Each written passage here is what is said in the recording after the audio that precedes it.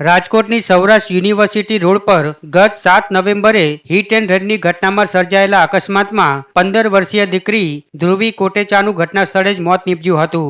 10 ડિસેમ્બરે મહિલા આરોપીની સાંજે 5 અને 5 કલાકે પોલીસ દ્વારા અટકાયત કરવામાં આવી હતી અને 5:45 વાગ્યે કોર્ટમાં રજૂ કરી જામીન મુક્ત કરાયા હતા। ત્યારે રાજકોટ પોલીસ ફરી વિવાદમાં આવી છે। ધ્રુવી અકસ્માત કેસમાં નારાજ પિતાએ સીજેઆઈને પત્ર લખી પોતાની મૃતક દીકરીને ન્યાય મળે અને આરોપીને કડક સજા મળે તેવી માંગ કરી છે।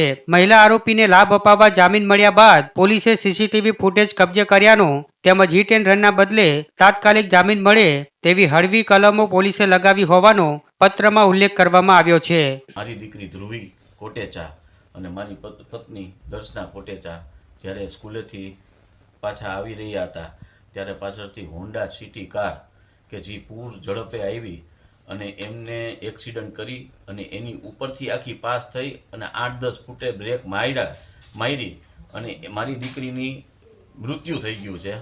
મારી વાઈફને ઓછામાં ઓછા 9 ફ્રેક્ચર છે, બરોબર છે। એ કેટલો ટાઈમે ઊભી થશે એ મને નથી ખ્યાલ, બરોબર। તો મને આ વસ્તુમાં જે આરોપી છે એને તરત જ જામીન મળી ગયા। તો ખરેખર આમાં સીસીટીવી કેમેરાથી માંડીને બધા એવિડન્સ આપેલા છે, તો આને ખરેખર જામીન ન મળવા જોઈએ। હળવી કલમો જે લાગેલી છે એ હળવી કલમ ન લાગવી જોઈએ અને હું પોલીસને વિનંતી કરું છું કે તટસ્થ તપાસ કરો।